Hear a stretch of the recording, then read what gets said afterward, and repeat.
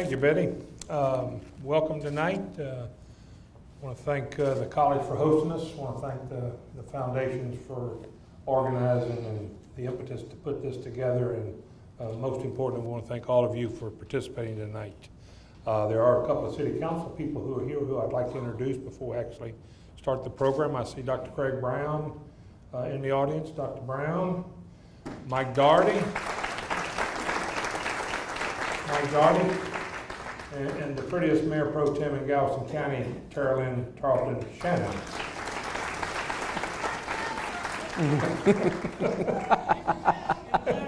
In the back. Oh, Amy Bly, District 1, thanks for being here.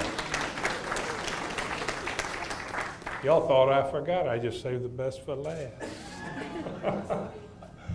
Anyway, we hope tonight is going to be focused on, Brian's going to go through a presentation that will kind of give you an up-to-date on various projects and various initiatives that we've got going on. I'll try to pick it up from there, fill in the blanks. We'll try to answer some of the questions, concerns, and suggestions that were offered through the last couple of weeks through the online system. So we're looking forward to a good evening. Brian Maxwell doing a great job as our city manager. Brian.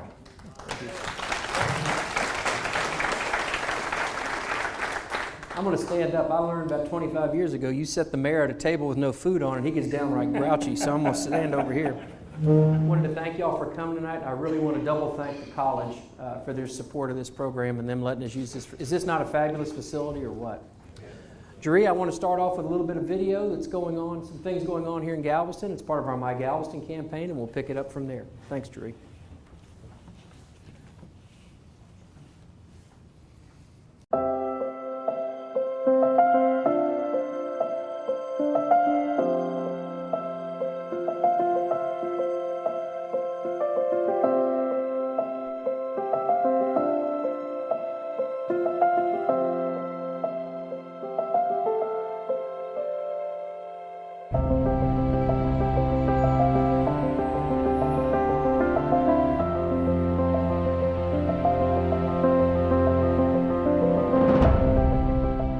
There's just something special about this island. For one, first and foremost, it's home to us. You know, we've been here for generations and we don't see us going anywhere else. The community really, it's just really all about the people here. I was born and raised here, so to me, Galveston's a really special place. Being in business here at this location, the spot, for almost 20 years, it's a community in which we want to continue to serve, in which we have served. You know, being able to give people in Galveston an opportunity and a place to work. I just feel like Galveston has so much potential that is unrealized. It's big enough during your peak season to support great business, and it's small enough during the entire year that you can meet and greet with community leaders, friends and family alike. Every semester I have a huge variety of students. Everybody from a traditional 18, 19-year-old to a 60-year-old, and a couple of years ago I had an 82-year-old. What's kept us in business for so long is the local support. People love us, people know us, you know, and it's a camaraderie that we have here on the island that you don't experience in a lot of cities anymore because you don't have that community like we do here in Galveston. We wake up every morning, or myself anyway, we do it for the customers. Our customers is what provides right now 127 employees. I mean, we have a huge, you know, tourism industry, so lots of hotels and restaurants. To me, there's tons of opportunity here. We've been blessed way more than what Renee and I ever could dream of. Wonderful employees, wonderful community. The city is the best to work with. I've worked with a lot of cities. The Chamber of Commerce is great here. We have all these, you know, improved streets that we've got, and then the promise of many more, you know, with the new bond passing and everything. Oh yeah, I think we're going nowhere but up. I'm really excited to see some of the things that have been improving and really kind of coming into its own, I feel like, over maybe the last decade. Galveston is about Galveston. It's about Ball High, it's about the Strand, the beach, you know, the everything that has to do with beach patrol. You know, everybody, you're home. It's just, we're a big family. Really just the involvement in the community. of being able to go to the 1894 Grand to be able to see a great musical, being able to go out, my wife and I, and go fishing.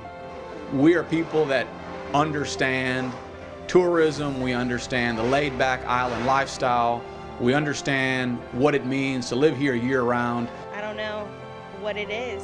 I couldn't even tell you. It's the water. We're drinking the water. It's the water. I don't know. Whenever things get tough in life, I jump on my beach cruiser, I go for a ride down the seawall, smell the salt air, and just kind of my problems just wash away. This is my Galveston because my dad is still here with us after his liver transplant in 2013, and it's what brought me to this island and it's what kept me here. This is my place and my family's place to enjoy great beaches, eat great food, go out for a great night of cocktails. What makes Galveston great for me is I have a great job, my great family lives here. To me, it'll always be special, and it just, there's so much here that other places and other beach towns don't have. For those reasons and many more, that is why this is my Galveston. This is my Galveston. This is my Galveston. This is my Galveston. This is my Galveston. This is my Galveston. This is my Galveston. This is my Galveston. This is my Galveston. This is my Galveston. This is my Galveston. This is my Galveston.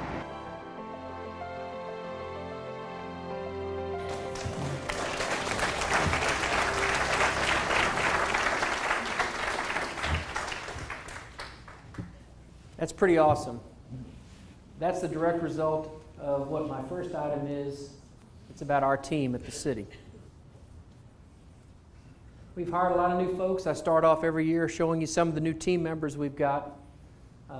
Dree Fortin, who's our public information officer, is a big reason why we have these productions. And if you haven't been watching Channel 16 lately or following us online, you've been missing out on a lot. We have regular productions now, and we keep you updated as best we can and keep everything as current as we can. These are many of the names. We've hired and assembled, I think, a very professional team at the city, and we continue to grow that. Even as we lose some, we seem to pick up someone even newer and better the next time. So we're very, very happy with the team as we move through this. We've also added a new thing this year. For the first time, Galveston has really invested in an intern program with some college kids from around the state, some of them who have worked on this program tonight. Galveston is a growing city, and what we want to do is we want to make sure that these young folks know that they have a future in Galveston, that we want them here, we want them to live here, we want them to live, stay, and play, as we like to say. So we've added these interns for the summer. We're glad to have them. I've talked to you about this in the past couple of years, and this year is no different. We continue to move forward on our long-term capital planning. We have a rolling 5-year capital plan. Every year we add another year to the list and we drop some projects off. The city has over $212 million budgeted over the next 5 years. The funding sources for these primarily are coming from general fund tax dollars and tax-supported bonds. But you see we still have a few FEMA projects in there and a few CDBG projects to finish up. Most of those will wrap up this coming year. The program allocations, as you can see, are pretty much broken up. The two big ones are going to be streets and water, but we have a few others in there. We're spending quite a bit of money on our parks this coming year, and we're going to continue to make those investments, because if we're not investing in the kids in Galveston, we're not investing at all, I don't believe. Go ahead, Drew. These are some of the completed projects over the past year, and some of them very recently. 69th Street, which I'm happy for Mr. Lewis that we finally finished 69th Street just for him. And several others. 43rd Street was wrapped up this past calendar year since we last spoke. Seibel, which was only in Galveston have we mastered the ability to try to drain uphill, but we're getting there. And Seibel was one of those challenges. I'm not going to tell you how it's happening, and I'll touch on it a little bit later, but we are experiencing sea rise on the island. I'm not going to tell you if it's man-caused, regular caused, or we're just sinking, but we are experiencing it, and drainage is going to continue to be an issue on the island, but this is mainly here to show you that we do have projects in place that will facilitate and help. Go ahead, Jeree. Nearing completion is the Lasker Park Community Pool. We're hoping to have it open here for midsummer. Big addition, first ever community pool for the city of Galveston. We think it's going to be a great benefit to the kids here. And then again, it follows suit with what I said. If we're not investing in the kids, we're not investing at all. Go ahead. 65th Street, this picture could actually be updated now. Just about everything's been removed. And 65th Street's all but done right now as well. I don't know how many of you went down the seawall today, but the first Portland loos were installed as part of the seawall improvements. We finally have the first bathrooms up there. I don't want to make little of this project because it has taken what seems like half of my life to get it to this point. We have not found Jimmy Hoffa underneath the seawall, but we have damn sure found everything else. This is partially funded by federal dollars, so when we do hit something beneath the seawall, we have to find out what it is, and we have to make sure it's not historically significant. And so there has been a few hiccups, but the first loos went in today. The lighting around the pleasure pier will probably be the last thing to go in. This is as much as these are going to get used, this is a pilot project. This is the way the seawall is going to look, and there'll be more added to this in the future. So we're very excited about this. The 59th Street pump station. This is like watching paint dry to the average citizen. But to us at the city, this is highly important. And the biggest reason it's important is that what we are building out here is a Category 5 sustainable water pump station. This goes in concert with our Category 5 sustainable sewer system. So no matter what happens in a hurricane, you can rest easy knowing that you're going to be able to flush when you get home. And that sounds funny, but that was the main thing that kept us off the island after Hurricane Ike. And with this, we can keep UTMB sustainable the entire time. We can have them functional, and we can get people back in their homes quicker. Because as we've all learned, recovery does not begin until you're back working on your home. We're the government, we're here to help, but really that's got to be you back in your home doing that, and getting you back sooner is our main deal. This should be complete here soon. Beginning in 2017, lots of projects. This is one that if you went by there today, this has all really begun in earnest today, is the 27th Street corridor improvements. These are part of several corridor projects that you're going to be seeing over the next coming years that improve north-south traffic. They include new methods of traffic calming, which is good ways to control the traffic and keep it from being outrageously fast through our neighborhoods. It also is what is going to build on what we like to call a walkable city. If any of you have been around, we had 1.4 million visitors by car count estimate over the Memorial Day weekend, and truthfully it wasn't the prettiest weather we've ever had over all 3 days, but it was a nice weekend. 1.4 million visitors. Maybe that's why the island's sinking. We'll have to figure that out. But the key to keeping this success going is we've got to make it convenient and easy for folks to get around once they get here. Go to any other city, and you will be out of your car and walking, and you won't think twice about it. Go to the Riverwalk in San Antonio. Go walk around the French Quarter in New Orleans. Go to Boston. Go to New York. You'll easily walk many, many, many miles and never think twice about it. I've said this before. I'll get in my car at City Hall and drive to the post office 1 block down. That's the Galveston mentality. We've got to break that. We've got to get out of our cars, and with this many people on the island, we want to improve this with not only this, but also with tourist transportation. 51st Street, this is important for a lot of reasons. One, it desperately needs improvement. It desperately needs drainage work. But the other thing is this is the gateway to what is near and dear to my heart, which is A&M Galveston, which is my alma mater. We invite a lot of people to that campus every year, and some of the brightest people, might add. And we don't necessarily we don't necessarily put our best foot forward. This will do that, and this is a major corridor project for us, and it will be beginning very soon. Market Street. There's several low points in our system. Market Street's one of those when it comes to tidal, inundation, flooding, and drainage problems. Market Street is going to be under construction here very soon between 19th and 25th Street. These projects are more than just street projects. These include sidewalks, and they include other amenities that are going to come along with it. It's part of a livable community project as well. You're going to see big improvements. This is just the beginning, because there's a second phase of this project that's going to be picked up by the Industrial Development Corporation, which actually takes on West Market Street. Now, if you grew up in Galveston like I did, West Market had all kinds of connotations to it, none of which included going to eat a sandwich at Maceo's or having a drink at DTO's, but it certainly does now. This is a fast-growing area, and you're going to see these same corridor improvements carried down Market Street, probably all the way to our new facility that's going to be built on about 30th and Market. Sealy, this is another street. This one runs from 25th, right there behind the City Hall and the fire station. It's going to run all the way down to, that says 38th, I think it's going all the way to 33rd. And it's going to be mainly pick up that big street, which is more traveled than you would think because of Central School right there. So that's a big project for us. Completed by 2018, fingers crossed. We've already hit an old seawall here on 61st to 53rd. I'm aging in dog years. I'm old.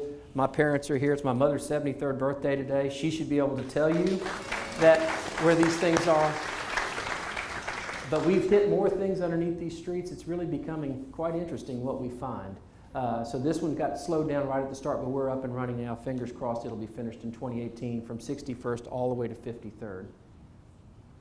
Saladium, this addresses one of the other low points in our system, which is Saladium Avenue Q, and it also addresses one of the worst streets in Galveston, quite honestly. So that one should be completed in 2018 as well.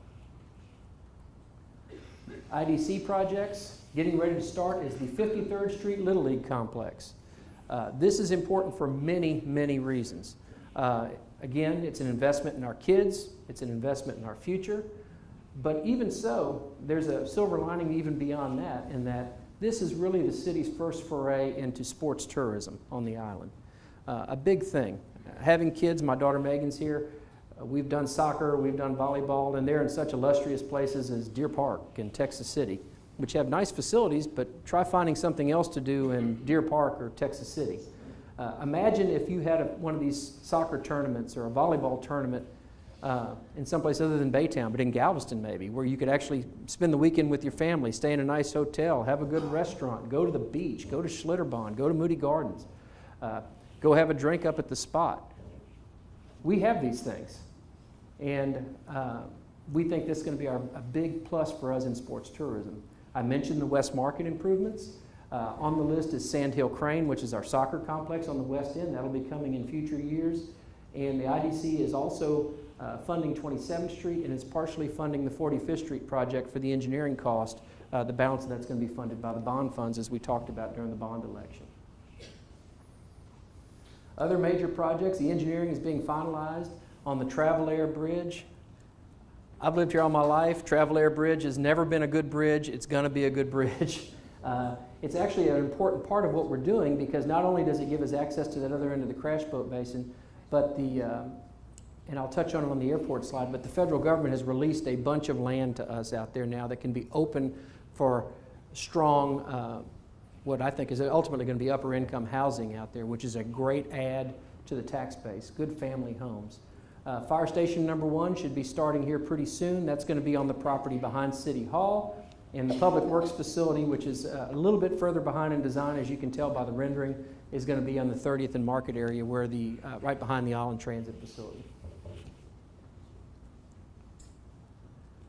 I'm not going to go very much into these because you guys heard me talk about bonds way too much during the election. The bonds did pass, a 61% margin. We thank you for that support, and we take that very seriously, especially staff, and I know council does as well, that you had enough trust and faith in us to pass this, and we're not going to let you down. We've already started on many of these projects. Council went to work the very next meeting awarding contracts and engineering on many of these projects. The cost is going to be about $60 a year to the average homeowner. Of these, 45th Street, another major corridor project that'll look very similar to 27th Street. This also includes major drainage issues, by the way, on 45th Street, because 45th Street has flooded my entire life. And we've already made great strides on that, and we think it's going to get even better. 18th Street drainage, this is a major drainage system for the East End. Right now, a lot of stuff drains to 18th Street, but then it just doesn't go anywhere else. So we're hoping that, and part of all these drainage projects, this is a good picture for you to key in on. That's what we call a bridge block. That's not a drain. All that does is move water underneath that street to the other side. It's very small, they become clogged, and this is what causes us problems all over the island. Kyle Hockersmith, who's here in the audience, he's our Public Works Director, he's our engineer over all this stuff. We have been going to some valley gutters and experimenting with them around the island. We're getting much better water movement.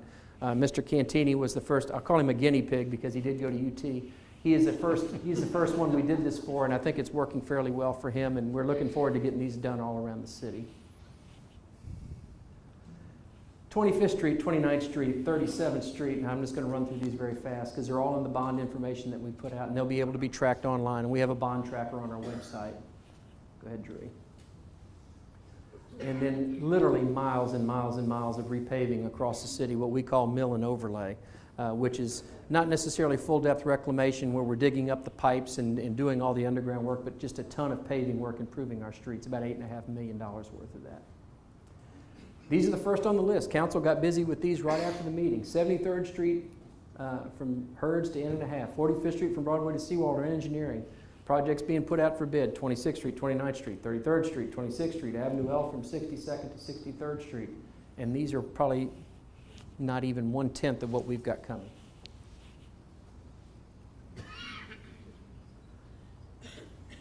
This is one of the things I alluded to. I want you to take a quick look at this snippet on this video. This is one of the solutions that Kyle has come up with for us. This is a backflow preventer, a non-mechanical backflow preventer. It's an eccentric code, not eccentric. Just think, this is eccentric, that's eccentric. And what that does is it allows drain water. He's about to go back to interim city manager. I can see that now. That allows water to drain out, but it does not allow water to come back in. The first of these are going to be installed on some drainage outfalls on Offutt's Bayou. They should be here in July. This is the brainchild of Kyle Hockersmith, and this, guys, is a result of what happens when you hire good people. And he's come up with some solutions like this, and we think this is going to be the future of our drainage here in Galveston. And we think this is going to stop a lot of the tidal inundation that we're having in the in-town areas. Code enforcement, another area that I'm very proud of right now. How many of you knew in the past year that we stood up the city marshal's office? We've basically created this now. I don't want anybody to think the city marshal's office is out there writing traffic tickets or out there chasing criminals. That's not their role. Their role was to free up time for our police department, who was having to do a lot of this stuff. It would take a police officer sometimes half a day or more to sit up on an abandoned vehicle or a junk vehicle to wait for it to be towed. Not the highest and best use of that police officer's time.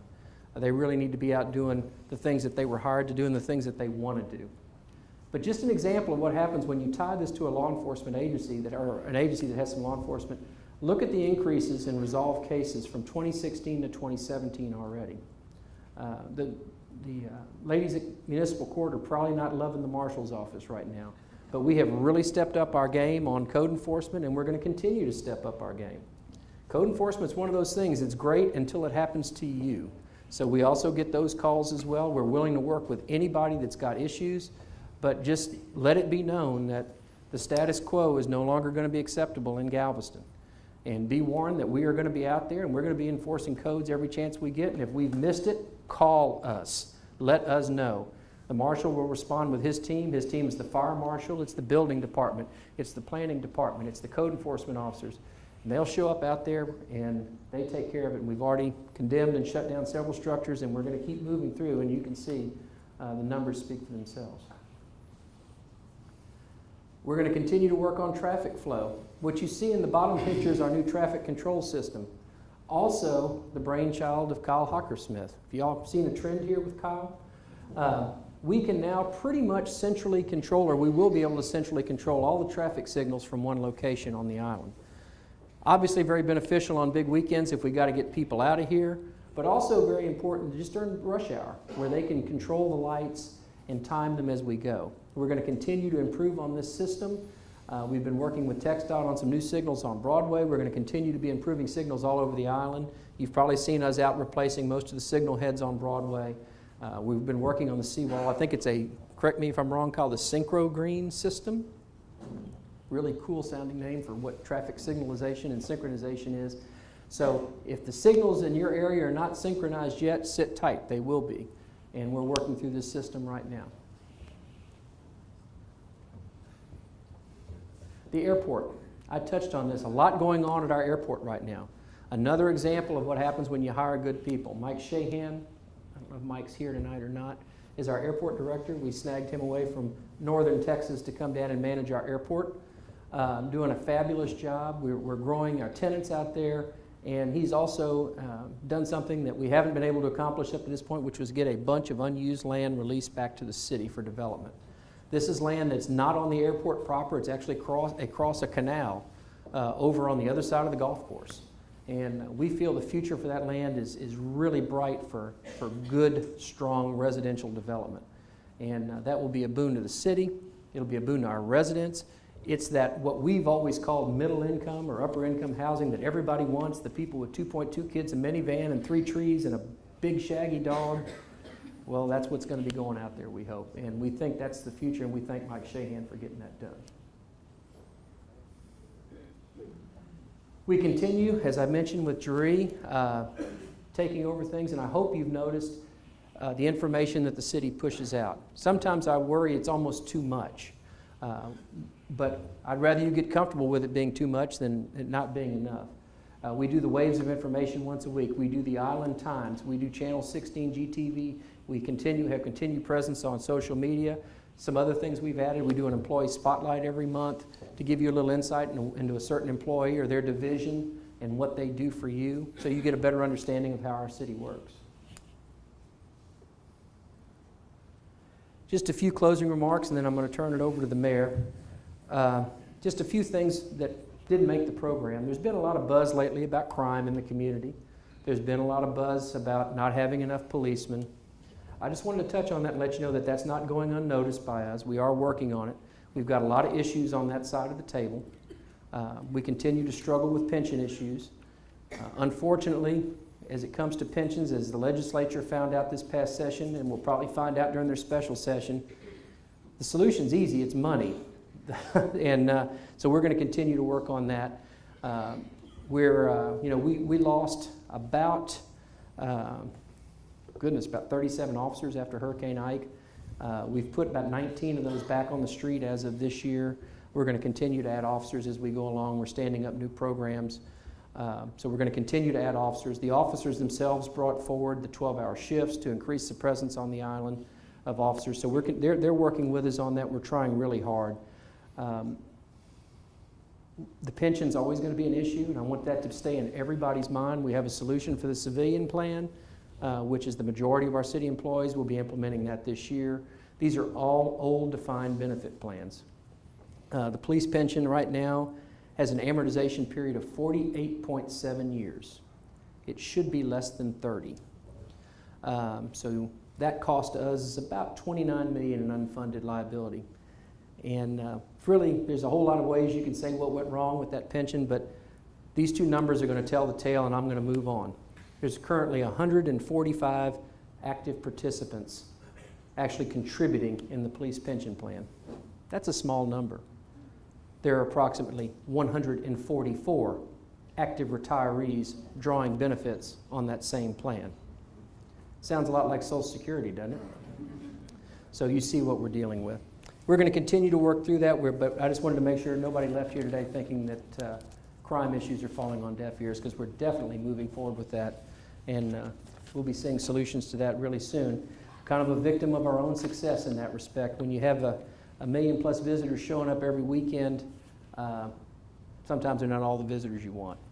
So we're dealing with it, but I wanted to thank you for having us tonight, and always know that my door is open at City Hall. Anybody that walks in can come in and sit down and have a cup of coffee and tell me what their issues are. We're going to get them resolved one way or the other. And there's no better pleasure than serving your hometown. I can tell you that right now. And I love every minute of it, and I thank you for allowing me to do it. Thank you.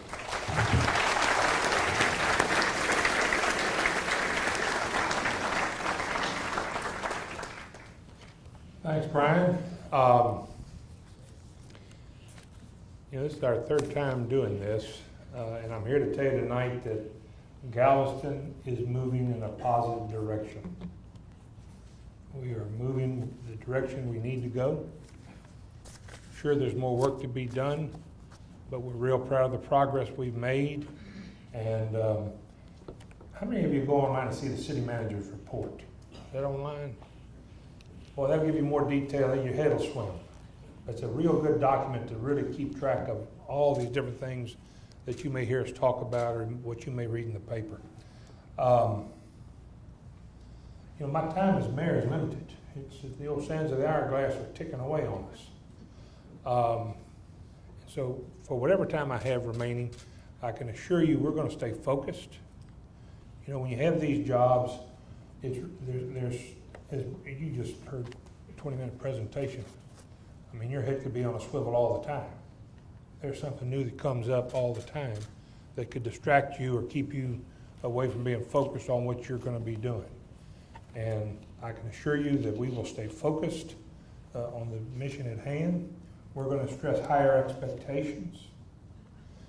You know, that's the bond issue. While it's important to do $62 million worth of projects in this city, and we're going to do them to the best of our ability, and they're going to be delivered on time within budget, I can assure you of that. But to me, the importance of that bond issue was the message it sent to the outside world, that we're willing to reinvest in our town. And the message it sent to us internally. And Armin Cantini just stepped up here a minute ago, first time he'd seen Brian since the election. The message it sent internally was people have confidence in city management. And we've not had that for a long time in this community. And so those messages were as important as the streets and the drainage projects that'll come from the $62 million. Now, I've been fortunate to represent this city in various capacities for the last 25 years. And one thing my experiences have taught me is over the long haul, you're not going to exceed your own expectations. So if you have expectations down here, which in my opinion we have had in Galveston for far too long, that's the hurdle we're going to jump. And we're slowly, every year, we're ratcheting those expectations up. It's no longer good enough just to have Broadway grass cut or City Hall clean.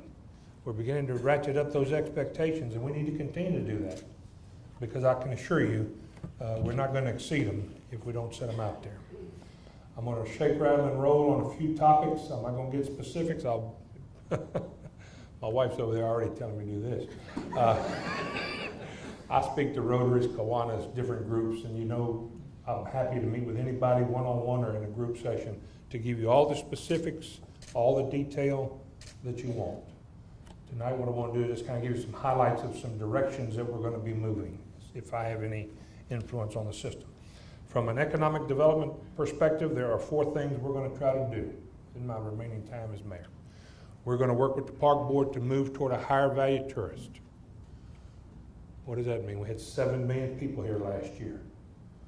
Wouldn't it be nice to have 5 million people here, spending money like 7 million? Traffic less, trash less. The more people you have, right now we've got 60% of our visitors are day trippers, 40% are overnighters. Over time, we need to flip that. If you get more overnighters, what happens? You get more hot tax. More hot tax means more services, better amenities, better pickup, better for the community, not just the tourists. So we're going to work with the park board to continue to stress moving toward a higher value tourist in town. We are going to cater, and we're going to try to incentivize existing businesses. We'll take new businesses. We're going to work with Jeff Sostrom, but we're not going to just give the farm away to get somebody new in here, and we've had somebody who's been doing business in here for 40 years and overlook them. So we're going to continue to try to find programs and ways to incentivize our existing tax base, our existing employment base, and try to make their job in world better. And I believe as you put all these things together, the marketing of the city for more tourism, the marketing for the city for more residents, the marketing for the city for more amenities, it comes when the city is thriving. It's just a self-propelled environment. So we're going to cater and try to incentivize existing businesses.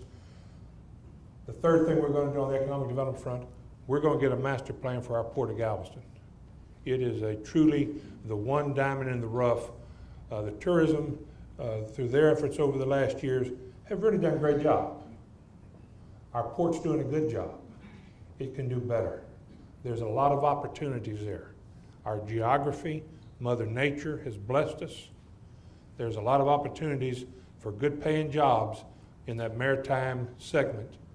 And we need to latch on to it and get a master plan where we know that decisions we make today have domino effects that will ripple through this community for years to come. The fourth thing on the economic development front, I've said it for the first 2 years and I will continue to say it as long as I'm mayor, we're going to maximize opportunities north of Broadway, west of 25th Street. Folks, it's a blank canvas. Drive it. That's why we're building a new fire station. That's why we're building a new public works building over there. That's why we picked up and taken West Market from 25th out to 33rd Street. That's why we're doing Seeley Street from 25th to 33rd Street. That's gonna be an area that's, one, gonna be great economic opportunities. Land is cheap. We need, as we put services and people working in those neighborhoods, more services are going to be needed when people start to congregate and concentrate in an area. We're going to need a grocery store. We're going to need another restaurant. We're going to need businesses to service the city employment that's going to be going in on that north of Broadway, west of 25th. You're looking for middle income housing? And I said this last year. For all of us, how many of y'all been here in Galveston for more than 20 years? Okay. And when I mentioned west of Broadway, north of Broadway, west of 25th, immediately every negative adjective you can think of comes to mind. Prostitution, crime, drugs, slums, hood, jungle, whatever you want to call it. For these young people who just drive across the causeway for the first time, you say north of Broadway, you know what they think? Geography, direction. We've got a chance to remake that whole area of town. I'll guarantee you, what we're going to end up with, everyone in this room would be happy to own a property and live on this side of town. That hadn't been the case for several generations. It will transform this city as we open up all four segments of our geography. On our parks, there are three main things that I'm looking for from the city as it relates to parks. Brian touched on one. We're going to next week, I think, or the 22nd, we're going to approve a contract to award the contract to refurbish 53rd and Avenue S.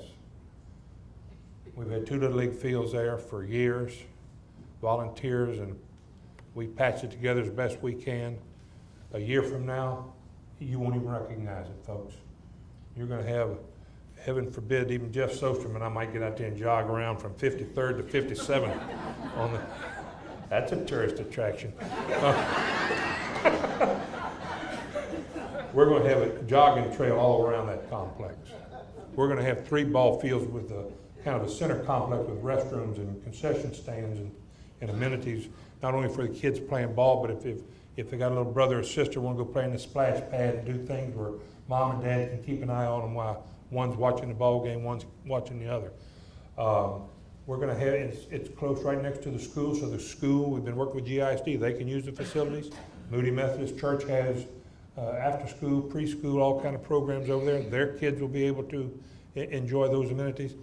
Number one, it's good for Galveston kids. Number two, it ties into what Brian was saying on a bigger picture, the sports tourism opportunities that we'll be able to bring tournaments and attract visitors down here to our city. The second thing we want to do on our parks is we need to master plan our airport parks and recreation facilities. Right now we have this nice long linear, you drive by it, you've been by it so many times you don't even know what we have out there. We need to work with the private sector, we need to work with Moody Gardens, we need to make that a show place. When you drive down 81st Street, you come in the airport on 83rd Street, it ought to look like you come into Moody Gardens. We need to rearrange those fields where they're more efficient on it. We don't have a lot of land. We can't afford wasted space. We're not going to replace anything that doesn't need to be replaced. But heaven forbid, folks, you can look and see how old I am. I played at the same park in 53rd Street and I played at the same park on the airport. They're 60 years old. We've gotten our money's worth, you know? it's time to do it a little better, a little smarter. You the one that broke them? That's exactly right. You know, you pushing to be that interim again, I can tell you that. You know, the other thing that, at least in my mind, so the airport, we're gonna work with that. And of course, you know, with anytime you work with the Moody Gardens, you introduce, all of a sudden you've got the Moody Foundation, you've got a funding stream, you've got opportunities there that can make this thing happen. And we've done bits and pieces of it, we've looked at, and I'm not talking a new stadium. We're spending a lot of money on 27th Street to highlight our stadium over there and make that thing more appealing to us locals as well as visitors to that stadium. But I'm talking about the existing Lassie League and Little League and softball and pony and teenage ball, college ball, high school ball. We can do better. Get those expectations up where they need to be. The other thing is more of a passive, I keep driving the neighborhood I'd like to replicate Kempner Park, north of Broadway, west of 25th Street. We need a central park that's an extension of our downtown. We've got a lot of people who are living in downtown now and more coming. And as we build that west of 25th Street out, there's going to be more people there. We need some green space. We need something that can serve as recreational and dogs and all the things that go with the park environment in 2017 and 2020. Another thing that's going to be coming back, we had mentioned, you saw a picture, we got the rubber tire trolleys. That's just a precursor for the fixed rail trolleys that are coming early next spring. And the hope is that those rubber tires will match up at the stopping points of the fixed rail. We can get people off the fixed rail, get them on the rubber tire, take them to San Luis, take them out to Seawolf Park, take them to Moody Gardens, take them to UTMB. We'll match that transportation. And again, all these things, folks, they're not occurrences. Higher value tourism and better tourist transportation. It's not like going over that light switch and hitting it and all of a sudden you've done it. It's a process. And that's where master plans and that's where planning comes in. It's a process that everything you do builds on some end goal. And so that's the goal, is to have tourists park one time and have reliable, clean, safe public transportation that can get them around town, get them back to their car where they can drop them off and shop a little bit more before they get on the road and hit out of town. From a fiscal perspective, there's a couple things we're going to work on. Brian touched on one of them. We're not going to fix the pension plan problem in the next year, but we're going to get on that path to fix both the fire and the police department's defined benefit plan, transition them over to a defined contribution plan. We're doing that with the non-fire, non-police, and we think once that plan kicks in and there's some little benefits that are going to be part of that package, health insurance if you retire before Medicare, some things that our current plans don't offer. We think once we get that in place and people see the benefits, that defined contribution is their money, we'll see the police and the fire come forward. It'll take years to solve a $29 million unfunded liability. But unless you start, that liability grows and the number of years just gets extended. As you heard me say last year, one thing my daddy taught me a long time ago, a problem today is a bigger problem tomorrow. Deal with it. If we'd have dealt with it 3 years ago, or if we could have dealt with it 3 years ago, that unfunded liability was $25 million. While we've been thinking and talking, it's grown $4 million. It ain't going away. So we're going to get it, we're not going to get it fixed, but we're going to get on the road to get it fixed. And we'll be light at the end of the tunnel. The second thing from a fiscal perspective that I'm pushing hard is I want the wharf board, the park board, and the city to operate on an enterprise management system. We have a lot of duplicate and triplicate efforts in this town. And we all draw money and paychecks from the same folks, you. And toward that mission, a lot of hubbub in the paper and stuff about the city wanting to review the assets it manages. Why would anybody, the better question is, why haven't we been doing that? You know how long you know the assets that both the park board and the wharf board manage? You know who those belong to? You. The question ought to be is, why is it taking 50, 60 years for you to start looking at how you manage your assets? So it's not a reflection on anybody, it's just good business. And then I have people ask me, well, why come the city's not looking at the way they do it? Oh, we're doing it. We're doing it. Matter of fact, on the agenda next week is going to be a new contract with Historical Foundation to manage Garden Variety. That agreement hadn't been looked at in a long time. We're working with Historic Foundation. Look how we manage Ashton Villa. Here's a good one for you. You know who owns Ashton Villa? The city. We have an agreement with the Parks Board to manage Ashton Villa. You know what? The Park Board has an agreement with GHF to manage Ashton Villa. Why is the Park Board in the middle of it? You know, they're bailiwick, and they're happy to relinquish that. But those are the type of things, you know, Brian mentioned the airport. We've had a couple of acres on the west side of the airport out there since inception, 175 years. And it's been sitting there, valuable property, not on the tax rolls, not productive, not managed. And we, with the help of Shahan and Dan Buckley and others, they have pressed through the arduous process of dealing with the federal government agencies. And they've got us in a position where the city can basically put money from our right pocket to our left pocket and buy the property, where then we can make something productive out of it. So we're not picking on anybody. We're looking at every asset we have. And who's best to manage it? How's it best to manage it? Is it better to go to the private sector? It's going to be a healthy process. All players are going to be at the table. But at the end of the day, we're going to have better managed assets. We're going to wring some savings out of the process the city's, it's not a money grab. And I wouldn't say this in public, but I am anyways. The city doesn't need any more money. If we have savings from any of our joint efforts, whatever is attributed to the park board, they keep it. They need it. Whatever the port gets out of their savings, they keep it. Help me save the port almost $900,000 in health insurance. Saving the park board $275,000 by joining the city health plan. Folks, there's this isn't even low-hanging fruit. This fruit's sitting on the ground. Let's pick it up, you know? So we're going to do that over the next couple of years. A few little miscellaneous thoughts. We can't take the, you know, and I kid Brian and I kid all the time. You know, you got two dummies running this thing. We're damn glad the fruit's on the ground because we couldn't see it if it was up very high. But you know, at some point in time, that low-hanging fruit and that fruit on the ground is going to be gone.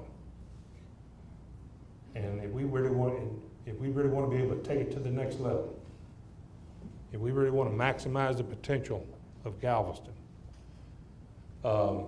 it's going to take a coordinated effort. All the words we all know: coordinated, collaborative, cooperative, teamwork. And that means city, park board, and the port. Those are public entities. It's going to take the private sector. We're happy the foundations, Betty Massey and all the folks.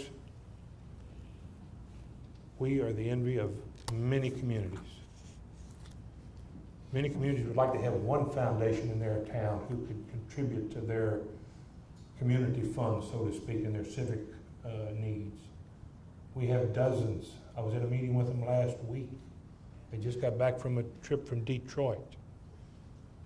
You know, the other thing my daddy taught me, these eyes were made to plagiarize. You know, we don't have to. You don't have the smartest two guys in town running this show. Let's go emulate somebody who's been successful. There were suggestions in here, and we're going to go to Charleston. We're going to go to Savannah.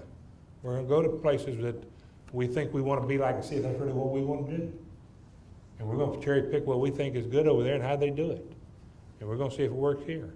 Your group, the foundations, went to Detroit last month, basically as a result of the Mitchell family and their interest, to see how literally a community that went bankrupt on pension plans, I might add, a bankrupt community turned the corner.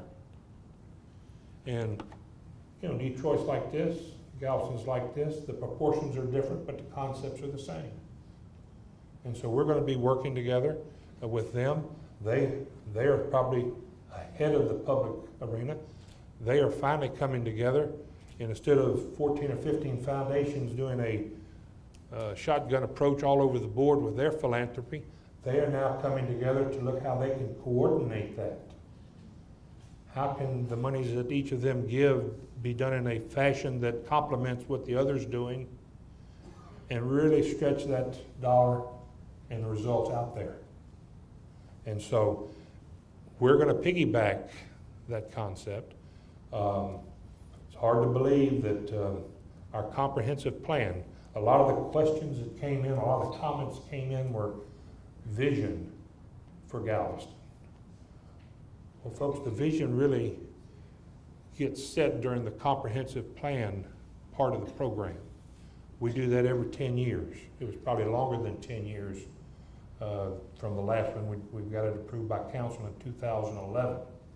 And it was probably 15 years when that one was finally approved.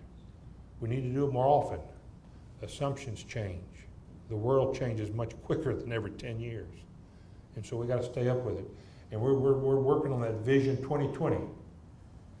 Tim Tejan's our planning, he's here somewhere, there he is. Tim and his staff, Catherine, they're working right now looking at processes and how we go about it. We need community input. We need community involvement. And we'll have different groups and subsets from the master organization of our comprehensive plan committee, our Vision 2020 committee. We need your help. You had great ideas, great suggestions. You want those things to become public policy and direction for this city. That's the real opportunity to weigh in and make sure we move Galveston in a direction that we all want. If you leave here tonight with nothing else, I know from a consumer out there who is seeing something in the daily news, hearing a little gossip at the coffee club or cigar bar,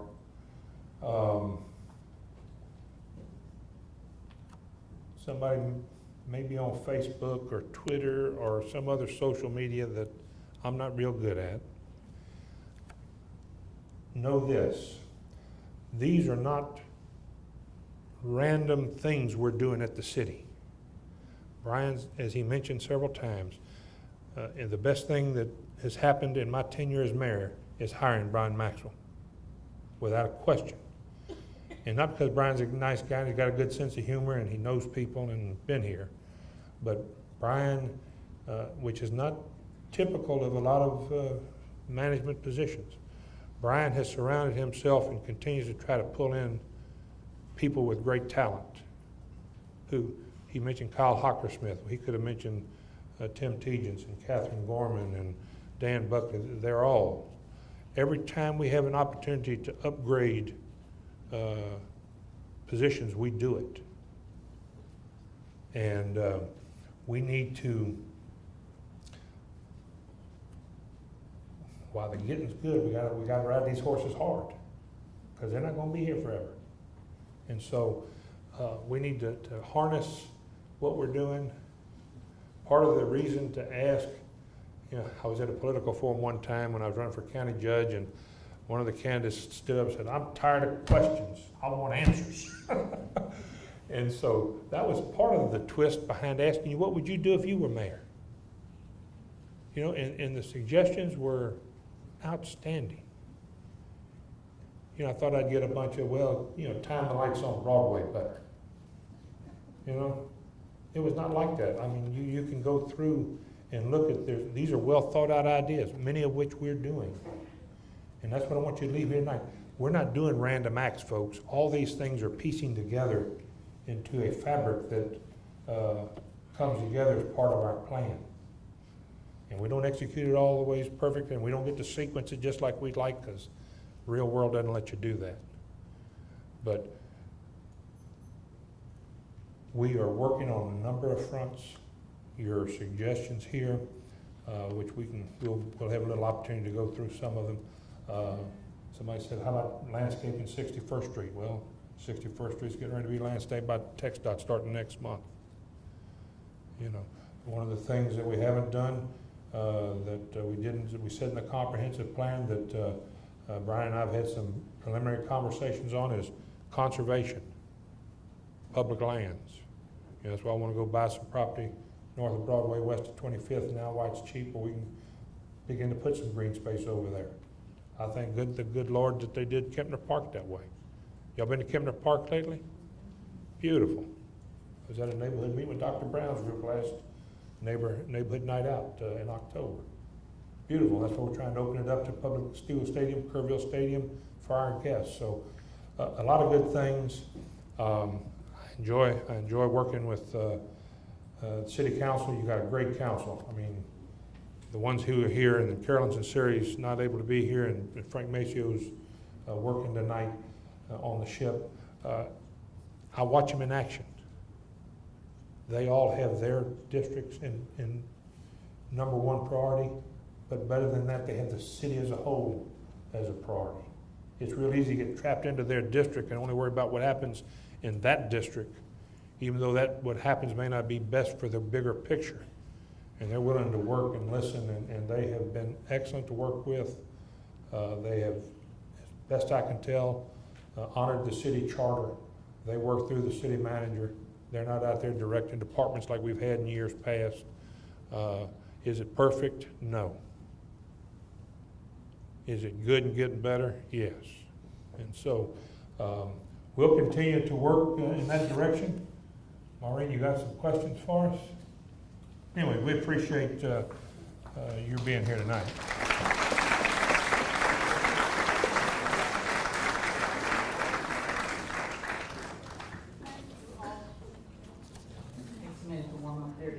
Thank you all for being here tonight and for submitting your questions. We'll get to as many of these as we can, but I would like to ask the mayor and the city manager questions that are not gotten to now. When I give them to you, you will respond to those through the public, or if somebody, you give everybody your email addresses so that they can question you. We're going to put all the questions that we've had and all the suggestions we've had over the last couple of weeks in this effort. They're all going to be published and posted on city's website. We'll answer every question and put up anonymously every suggestion. I bet your daddy even heard that one. No. Sorry, Woodrow. Let's start with a suggestion about what you would do if you were mayor. Convert both dead ends of the seawall into parks. They're kind of hostile looking, and with the red and white warning barriers, they could actually turn into a very nice amenity with a little investment, like the park on 49 and 48. The good news is we're already working on Fort San Jacinto, which is the dead end on the east end of the island. We are working with the help of Kyle. We've cleaned it up a little bit. That whole stretch of seawall is going to be repaved in 2018. As part of that, we're going to be redoing the barricades. We're going to put some signage up there. We're working with the Corps of Engineers. They own a piece of property right off the seawall there, and then the city owns everything, what I call to the east of Boddicker Drive. The city owns everything else. We're looking at getting long-term arrangements on that federal piece of property to, again, may even move the entry to East Beach and the East End Lagoon up to the seawall area and make that a showplace when you come to that part of the island. So we're not quite that far along on the west end. Erosion and some issues have got us as we move down toward Delanera on the west end, but we are far advanced on doing something on the far east end, yes. What can you do to make it safer for tourists to cross Seawall Boulevard during busy times? I would add, what can you do to keep the tourists from crossing in the middle of the block where there's no light? Well, and Brian can give you more specific, but crosswalks. That's why if you notice where the restrooms are placed, they're fairly close to where traffic lights are, to try to encourage people to move to the traffic signal to go across. The other thing that we're going to pilot as part of the 27th Street project going from Avenue O back up to Seawall Boulevard, we'd like to put some esplanades on the seawall, not all the way down like Broadway. We've got to have turning lanes and other things on seawall, but we'd like to have some Here I am talking about something skinny.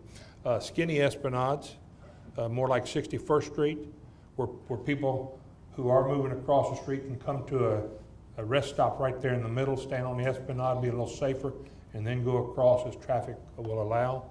Crossovers, walkovers are probably not practical, but we are putting our amenities closer to the traffic signals to try to encourage people to cross at those intersections. And I think the esplanades in the right spot will make it safer, as well as make Seawall Boulevard, make that concrete up, and heaven forbid, it'll look like a tropical island with some palm trees going down our waterfront. We're also looking for optimal locations for the signals as well. There's some, you can ask, why is this signal here? And they say, well, it's always been there. And that may not necessarily be the right reason for traffic code and pedestrian crossing. So one of the things we're doing is we are evaluating every signaled intersection on the island for validity and to make sure it's done appropriately. Yeah. And you'll see, not everybody lives out there, but how many of you saw the stop sign go away from 65th and Hurds Lane? Huh? Yeah. You know, one thing about it, we're not going to have any what I call political stop signs. You know, they're going to be put up to the TxDOT formulas as to whether they justify it or not. We'll put them in. If they don't, we'll take them out if they don't. And we're also looking, do we need traffic signals every 2 blocks on Broadway from 19th to 45th Street? Huh? We've always had them. Well, they're being reviewed, and I bet you we see some of them get pulled out, and that will, one, help traffic, and 2, that'll help cost of maintenance. And the same signal situation is what's bringing us the yellow turn signals on 61st Street, and those are going to be coming to more and more signals across the island. Things that other cities have done for many years. We just didn't do it because, never been here before. So we're adding those, and you're going to see those more and more across the island, and they really move traffic well. Another traffic concern is getting off the island via 61st Street, especially during the tourism season, but it's and those weekends. And what is the plan? Is there a plan? Yes, there is. We've been, one of the things that we've really worked on over the past 2 to 3 years since I've been city manager, and it's a relationship issue, is we have really worked hard to begin rebuilding our relationship with TxDOT. I don't know what happened in the past. I've heard stories, but the city had a terrible relationship with TxDOT. Our priorities were not theirs. We have since really worked hard. We have a great relationship with the local TxDOT office. We have a new engineer over the Houston district. He actually went to UT, probably the first one ever that went to UT, and I'm ashamed to say he's pretty damn good. But he's been working with us very well. Those relationships are bringing things like contiguous turn lanes that'll probably be coming to 61st Street in both directions, contiguous turn lanes from 61st to Seawall, a flyover potentially at Harborside. And the biggest thing is that TxDOT is verbally committed to at least $55 million for the Pelican Island Bridge replacement. These are things that... Let me piggyback on that.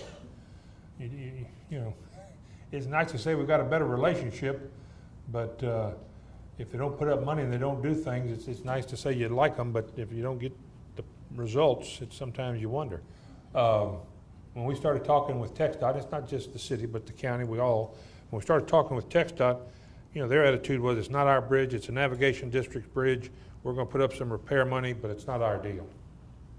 I met with them 2 months ago, and now they've got almost $50 million to put toward the effort. So those relationships are starting to see results, and that's what's important. And so he's right, Quincy's doing a great job for us. Is there a plan to open 61st Street to Harborside? We looked at that. The answer is maybe. Quite honestly, we looked at that when I was at the county. We looked at both 59th Street and 61st. We had a selfish interest in 59th because that's where we put the courthouse. The courthouse, 59th Street is technically an easier method to accomplish. It's a shorter run from where it stops to Harborside. There's less railroad tracks, there's less wetlands, and less issues. 61st Street makes sense because it goes all the way to the seawall. One of the conversations that Brian has been having with TxDOT is that very thing. That would have to be, if we do 61st Street's their road, 45 is their road, Harborside's their road, and so it'd be a local match required, but we are looking and rekindling the conversations. But it would be a long-term not gonna happen in the next 3 or 4 years. Can you install lighted street signs on Broadway and Seibel and Harborside? Those have been, here we go, this is great. Yeah, that's what I was saying. I submitted that question. No, they've actually been ordered. That was one of the first projects Kyle started working on. They'll be coming to Broadway very soon. We're going to test them on Broadway. I want to make sure they don't corrode away as fast as we put them up. Everybody know what Brian's talking about? The what he's talking about. the lighted street signs, you'll see them in many other cities. They hang beneath the traffic signals. The street sign is illuminated. These are LED. They're very thin. They're very, very modern looking. And they will be illuminated at night. And it'll be a very nice dress up for the Broadway. I'm hoping to have them in very soon. They haven't happened. Kyle hears this from me every day. I said they need to get here tomorrow, but they've been ordered and they should be here soon. This is what I would do with our mayor statement. I would call an election to use navigation district funding to support the Port of Galveston. Amen. You need those. You don't No, I mean, that's certainly, that's part of that port master plan. That's just good. We need to have conversations with the navigation district. If in fact TxDOT takes this bridge over, which is what our goal is, to have them take it over and make it an in-system bridge, what's the navigation district gonna do? They have a lot of authority, but it's like a lot of things in Galveston. We have a lot of authority, we can do lots of things, but we only use it for this one thing. It is a real tool to help the Port of Galveston, and that needs to have, those conversations have been taking place. And you've got a good And we board need- there now too yeah. that's really willing to work with us. Several questions about flooding issues. Flooding on Harborside west of 51st. Drainage ditch. Why was the flooding on 39th not addressed 50 years ago? 50 plus years of flooding. Yes, ma'am. Sewers for the West End. About 2 years ago, the city planned sewers for beachside subdivisions from Seattle to 16-Mile Road. When the project was bid, city considered it too high and the project was delayed. Will the city plan that project and when? Septic systems have high bacteria levels that leak out during heavy storms and are health hazards. I'll address the sewer part of it first on the west end. It's correct that some of the septic systems are hazardous. However, septic systems have improved greatly over the years. And I think the ultimate solution on the west end will be a combination of both things. My biggest issue with it is that not only have the cost, there's not a number, it's bigger than quadrupled for the west end sewer system, but there's a fundamental issue too on the west end that we really need to look at. And that is that if you live in Sunset Cove, or you live in Pirates Cove, or you live in Pirates Beach, or any of the other subdivisions that are developed out there, you were either put into a mud district or a PID or some other reason where the residents paid for their sewer and their development. That's the city's policy everywhere. Now the subdivisions that were put in on septic, they want everybody else to pay for the sewer out there. It's a noble cause, it's the right thing to do, but it's not necessarily something that we think we ought to burden every sewer user on the island with putting sewer systems in Bay Harbor, for instance, which is $13 million, that's $13 million with an M, $13 million alone. We have capacity out there, we have plant capacity, and we will continue to add and string it along as we expand our system out there. But in the short term, I think we're going to work more closely with the residents out there for enhanced septic systems on the short term and long term gun for the sewer. We also have a very favorably received application into the Deepwater Horizon lawsuit. And it was very well received in the septic system replacement on the west end. Septic system replacement meaning replace it with sewer. It's going to take something along those lines in order for us to bring sewer fully to the west end. Galveston is, as the mayor pointed out earlier, we have great geography and it's a great place to visit, but when it comes to managing a city, our geography is terrible. We are long and narrow. It causes us all kinds of issues, from getting sewer to policing it, to having fire protection, to even having flood protection. So sewer is going to be one of those challenges, but I think with the Deepwater Horizon money and our continued plans moving forward, we'll get that west end addressed. It may not happen in the next 2 years, but I think in the next 10 years you'll have solutions to all these things. Question. Maureen, one quick point on the flooding. Again, coordinated.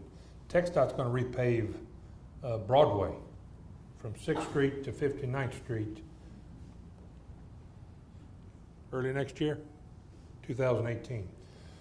We have a number of drains at the city that run underneath Broadway. Some of them are old and collapsing, Wooden. wooden. There's old Dickie Hughes was a young guy when he put them in. So anyway, we're coordinating that. And so we're timing our replacement of those drains with their paving project. And when we get those drains that go across Broadway, places like, in particular, 39th, 45th, in particular 43rd Street area, those are gonna drain significantly better by having a better fall and better flow going through the Broadway. And it's important to remember, we have some undersized drains and we're upsizing. Every project we do, we upsize inlets, we upsize drains. But that's a double-edged sword when we have rising sea levels, because that just puts salt water back onto the streets at high tide. That's why what Kyle has come up with the backflow prevention is so critical to the island. It's not, again, as the mayor pointed out earlier, this is not a unique situation to Galveston. If you watch and Google it up, Miami-Dade has been suffering for this for years, way ahead of us. And so we're following some of their solutions that have worked, and we think that that's going to get there. And it also is a good prelude to surge suppression, because we're still going to have drainage problems. If we stop the Gulf at the seawall, that's a good thing, but it's still going to rain, and we got to get that water off the island. So these backflow preventers and these drainage projects we're doing, they work, again, with a long-term plan and an eye towards surge suppression as well. This is another paving question. Will the part of 65th Street that was not repaved get a blacktop repair? Street nearest Herb's Lane is uneven in a section sinking from the machinery that was parked in the empty lot in construction. But thanks for getting the other part of the street finished. The rest of 65th looks great. Yeah, we will eventually get to all those streets in the Hollywood Heights. I'm going to be working. This has been on Councilmember Shannon's agenda since she's been in office, and we're going to be addressing a lot of those streets with the bond issue coming up. These are a couple of different questions about police. One is, how can you engage volunteers to support projects that need implementation, including suggestion use security forces on foot on bikes to watch neighborhoods, get the police out of the cars. Those are actually not very connected. So let's start with the first one. How can you engage volunteers to support projects that need implementation? The most successful communities around the United States have the highest degree of citizen involvement, bar none. There's just no substitute for that. And you know, it's really nice to think at night that you can go to bed and there's a policeman out there that's watching after you and protecting you. And I wish we had the money to hire 5 times as many policemen as we have. And we're going to be adding policemen. But it takes civic involvement. It takes actually talking to your neighbors. I mean, this is not, we don't have to create a huge volunteer force in order to solve this problem. It's doing things like Councilmember Shannon's been doing since she's been in office, creating neighborhood associations, getting neighbors to talk to each other. I live in Harvard Lafitte. We had a major car accident on Belushi, of all places, on Saturday night. Guess what? There were about 150 neighbors there. We should have a major accident every Saturday night, because it got neighbors to talk. It got us to, there were a whole lot of issues brought up while I was standing there. The more that happens, the more you know your neighbors, the more involved you get in your community on all levels, that crime fades away. Galveston's always going to have an issue with it, just because when you have an additional 1.5 million people here, not all of them are going to be the best folks in the world. And they're going to, you know, you don't catch fish without bait. And when it comes to crime, a lot of times, especially petty crime, unfortunately, tourists are bait. And that's where you get some of this from. Community involvement's key. Get involved in your neighborhood associations.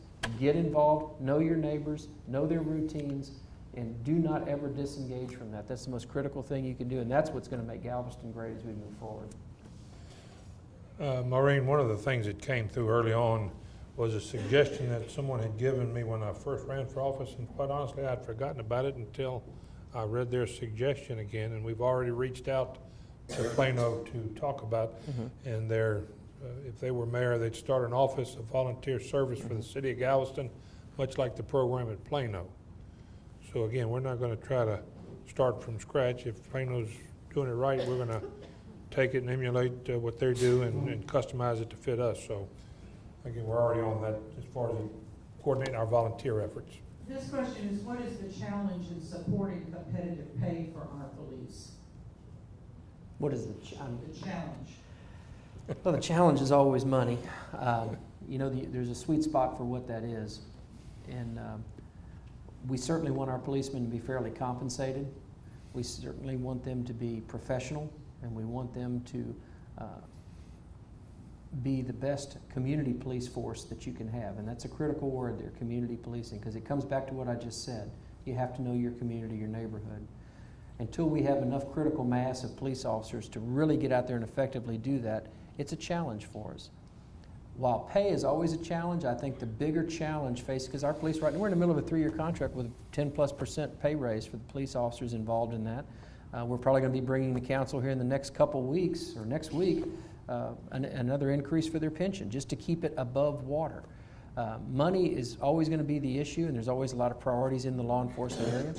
But we have other public safety units too that serve you every day, like our fire department, who also have the same issues. It's going to take money. It's going to take a bigger investment in these areas, not only in terms of paying the policemen more, but we've got to get more staffing in that area. And the other thing we've got to do is we've got to get the people where they need to be. We still continue to have police officers doing work that civilians could achieve. There's a lot of work in law enforcement agencies, and a lot of other cities have done this, where you have citizens doing a lot of work that frees up officers to do the hard stuff. We've done that with our city marshal's office, and that was done. I'd like to tell you that I'm the guy that thinks all these things up, but it was literally the police department that comes in and says, we're tying up officers every day on junk vehicles. We just need somebody with a law enforcement commission to do this so we can go be responsive. We can do patrols. We can respond to accidents. We can respond to calls. These are the simple things we're doing. And, we struggle competitively, I don't believe necessarily because of pay. I think that pension's a big issue in retaining officers, and I think that once we start making moves and resolving those issues, I think you're going to see the tide turning, and then we can also more appropriately address pay. They're not that far behind. They're not where they need to be, but you don't necessarily want to be the highest paid police department in the state, but you damn sure want to be the best, and that's our goal. What he just mentioned is management. Trying to put people where they're best positioned, and having a police officer dealing with a vehicle that's been sitting in the same spot for more than the ordinance says is not the best use of police time. It's management that moves resources around to get the services done in a more effective way. It doesn't make sense for us to pay a lieutenant in the police department $100 an hour to direct traffic on Ferry Road. It makes sense to put a younger or less seasoned, lower paid position out there. That's management. Many of you, I see, I'm looking at George Black, he's been on boards and stuff all of his life. Public budgets, folks, are just a series of choices. How many of us want us to raise your tax next year? Huh? I don't see any hands. So we know we've got a certain bucket of money, and we've got parks, and we've got beautification, and we got the fire department has needs in their area, policemen need it, streets, infrastructure. So you've got this demand for a lot of services, but you don't have a revenue stream where people want to just keep giving it to you. And so the first step is better management. Let's look at how we manage our assets. Let's look at how we spend our money. Can we wring some efficiencies out in the way we do business to free up some money to hire more police or to build more streets or whatever the issue is? And that's the process we're going through. And it's not easy. If it was easy, it'd already been done, I can assure you. But we're trying to make sure we're good stewards of the assets and the money we get. And staffing of our police department, there's nobody, and nobody on council who doesn't want to support our public safety officers. And again, Galveston is kind of a unique challenge. We go to bed tonight, we're going to be a town of 52,000 people. By 9 o'clock in the morning, we're going to be a town of 75,000 people. And now this time of year, when you had tourists on top, we're probably a town of 100+ thousand. Matter of fact, if you look at our water usage and our refuge process, they'll tell you Galveston's a town of 100,000 people. So how do you deliver services for a community that shifts population like that when you got 52,000 paying the freight? And you can't use hot tax and tourist tax to supplement some of those things. So it's a challenge, but that's why we volunteer to do this. We like the challenge. And we also, I mean, I point out, I don't know if he left or not, but Bujo Waddell, who teaches government here, he could come up here and probably speak for hours, and he'd probably like to, about this, because he did when I went to school. But it's a complex issue. When it comes to your tax dollars, your general fund tax dollars, there's really 4 things that money gets spent on. It gets spent on your parks, it gets spent on your streets, it gets spent on fire, and it gets spent on police. There's not a whole lot left in that pot. There's a little bit for administration to pay the bills, and it doesn't even pay me all the way. I get funded by enterprise funds. Water, sewer, sanitation, all those are enterprise funds. They're funded by other means. So when you talk about where you can get money for police and where you can get money for fire and where you can get money for these things, that whole thing dwindles when you hear, well, you spent money on trolleys. The trolleys are completely being funded out of hotel occupancy tax. That's money that I wish I could use to pay policemen, but we can't. And we struggle, and what you try to do with the hot tax money is try to offset legally expenditures that you're spending general fund dollars on that are legal for hot tax. It frees up those general fund dollars, like the mayor said, to come back and be spent on public safety. It is a challenge. And old city, old problems, tourist city, tourist problems, and we've got them all. And when, like he said, that's what makes it fun. So we're going to continue to work on it, but I'm here to tell you that and I've said it earlier, none of this is falling on deaf ears. And again, we're a victim of our own success when it comes to a lot of what goes on here, and we just have to roll with it and try to get it fixed, and we're going to do that. We have a whole bunch of questions left. Let's try to get to a few of them quickly if we can. Someone who lives off of 45th Street is asking the question, will the old Berlins ever be torn down? Is there something the city can do to affect that? I wish. Doesn't violate some city code? Probably. You know, I feel, I joked about this at a public meeting that I spoke at not too long ago. That's a family issue that owns that property and getting it sold. But the city accomplished one thing. We got that a family to agree on one thing, and that was to sue us. And so we have been working, that is not without effort on the city's part. And the good news is that we are, I think, very close to getting it. Matter of fact, I received an email while I was sitting here from Rick Beverlin, one of our new hires that's doing economic development and transit for us. We are trying our best to possibly get another grocery store there. I don't see there's any value in those walls, and no grocery store is going to adopt and use those walls. I don't understand why those walls are still there. But we're working very close because the land is finally legitimately for sale. And I know that doesn't sound like much, but in my world, that is huge progress. Next is the Martini Theater. Yes. Same issue. There's a number of eyesores in town. There are 4 of them that we've been focused on. The Martini property on 45th and S, the Martini Theater, Falstaff, and the Medical Arts Building. Falstaff is slowly beginning to get some movement. Medical Arts is getting some movement and ought to start construction here sometime in the next 90 days, I hope, but certainly before the end of the year. With the help of council, we've created a land bank to try to position ourselves where the city can buy some of these derelicts and liabilities, get them in position to resell them. We've not been able to put that into action yet because we don't have enough money in that pot to do that, but we're trying to come up with ways where when we think it's in the public interest to buy the Martini Theater and get it hadn't been cleaned out since Ike, folks, and get that building cleaned up and get the facade and get that thing back to contributing to a vibrant downtown. We're going to be doing it, so we're working it. It just takes time. Is it possible to pay a flat fee for all-day bus trolley service on and off? Well, right now the trolleys are free through the summer. We're trying to encourage ridership. The first weekend we had a little over 2,000 people ride the trolleys, which was way more than I thought. Second weekend we had about 2,500 people, which was way more than I thought because I figured after the novelty wore off the first week it would go down. It's actually gone up. I was downtown today. The trolleys were running fairly full again. They're free. We're going to charge a nominal fee.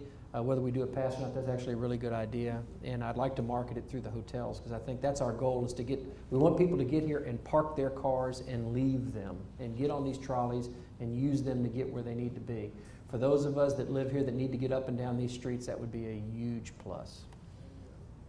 You know, Island Transit is in the transition. Again, I don't do any management, but we have good management. Island Transition has traditionally been really a local service, constituent service. Well, after the demographics and things change. You've already worn out one sign language person. Oh my gosh. Yeah. I was wondering why that lady kept doing this. Yeah. But Island Transition is transitioning from what we have always done into, we're going to continue to serve a population who needs that, but they're going to be more efficient routes and probably higher fares and smaller buses instead of these big old huge things. But you're seeing Island Transit transition to a tourist transportation service. And we think the advantage for locals is if we can get, as I said earlier, if we can get the tourists to use the public transportation, all of a sudden our traffic jams and some of our frustration for us locals to get around town will go down. And we've got a good And we're in team that on process. Yeah, David Smith has been pioneering getting these trolleys on, and he makes sure they're clean for me, because I'm a stickler about them being clean. Yeah. And he's keeping these buses rolling. And you know, there was a council member years ago that said it'd be cheaper if we just bought everybody a car. And you know, he was damn close. But we've honed that down now where that's not the case. We'll close with a statement as opposed to a question, and thank you for doing this. But someone has suggested a quarterly community meeting that's just question and answer style. Love it. And if you are of a mind that you could make that work, I think that we could, because I've got a fistful of questions remaining. Yeah, And I would love it. that you've got email addresses and phone numbers that people can call and ask their questions. They weren't answered tonight. And we'll answer all the questions. Jerry's working on a format where we can put them up there where we will answer every question. Some of them that are very close in nature, we may consolidate questions, but we're going to answer every question online where you'll see it. But if you have more, you know, if it's an urgent need, don't hesitate to call. Oh, we got a really important question for you. How about that anti-baseball? Woo! Okay, how about that? They made it to the World Series one time in their history now. George. I'd like to make a point of personal privilege right now. I know many of you know this lady, June Pulliam, who is real close to me, just announced that Isola Collins passed away. Oh. So please keep her in your prayers and the family. Would you like to give a moment of silence? Yes, I mean, I think we all know Isola Collins. You know, not a better public servant to this community than Isola. Enjoyed working with her on school board, taught me so much about serving people, and be sorely missed.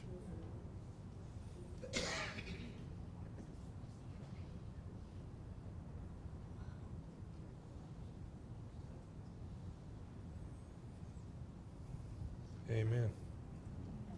Thank you, Mayor, City Manager. Thank all of you for being here, and we look forward to seeing you again. All right, Mr. Maxwell.